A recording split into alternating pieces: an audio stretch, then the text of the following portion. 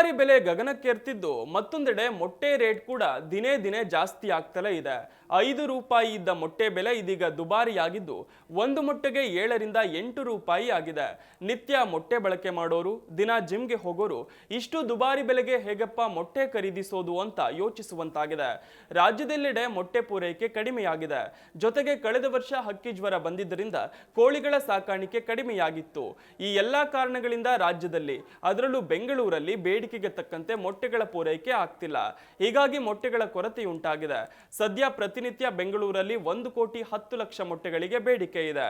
ಆದರೆ 30 ರಿಂದ 40 ಲಕ್ಷ ಮೊಟ್ಟೆಗಳ ಕೊರತೆ ಇದೆ. ತಮಿಳುನಾಡಿನ ನಾಮಕಲ್ನಿಂದ ಪ್ರತಿನಿತ್ಯ 79 ಲಕ್ಷ ಮೊಟ್ಟೆ ಪೂರೈಕೆಯಾಗ್ತಿತ್ತು. ಸದ್ಯ ಪೂರೈಕೆ ಕಡಿಮೆಯಾಗಿದೆ. ಹೀಗಾಗಿ ಕರ್ನಾಟಕಕ್ಕೆ ಮೊಟ್ಟೆ ಪೂರೈಕೆ ಸಮರ್ಪಕವಾಗಿ ಆಗ್ತಿಲ್ಲ. ಅಲ್ಲದೆ ಈ ವರ್ಷ ಚಳಿ ಹೆಚ್ಚೇ ಇದೆ. ಇಂಥ ಸಮಯದಲ್ಲಿ ಮೊಟ್ಟೆ, ಚಿಕನ್, ಫಿಶ್ ಸೇವಿಸುವವರ ಸಂಖ್ಯೆ ಕೂಡ ಹೆಚ್ಚಾಗಿರುತ್ತೆ. ಅದರಲ್ಲೂ ಮೊಟ್ಟೆಯಿಂದ ತಯಾರಿಸಿದ ಆಹಾರಗಳನ್ನ ಹೆಚ್ಚಿನ ಜನ ಸೇವಿಸ್ತಾರೆ. ಅಲ್ಲದೆ ಕ್ರಿಸ್ಮಸ್, ಹೊಸ ವರ್ಷದ ಹಬ್ಬ ಇರೋದ್ರಿಂದ ಕೇಕ್ ಉತ್ಪಾದನೆಗಾಗಿ ಮೊಟ್ಟೆಗೆ ಬೇಡಿಕೆ ಹೆಚ್ಚಾಗಿದೆ. ಆದರೆ ಪೂರೈಕೆ ಕಡಿಮೆಯಾಗಿದ್ದು ಮೊಟ್ಟೆಯ ದರವೂ ಕೂಡ ಏರಿಕೆಯಾಗ್ತಿದೆ. ಬೆಂಗಳೂರಿನಲ್ಲಿ 5 ರೂಪಾಯಿ ಇದ್ದ ಮೊಟ್ಟೆ ಬೆಲೆ ಇದೀಗ ದುಬಾರಿಯಾಗಿದ್ದು ಒಂದು ಮೊಟ್ಟೆಗೆ 7 ರಿಂದ 8 ರೂಪಾಯಿ ಆಗಿದೆ.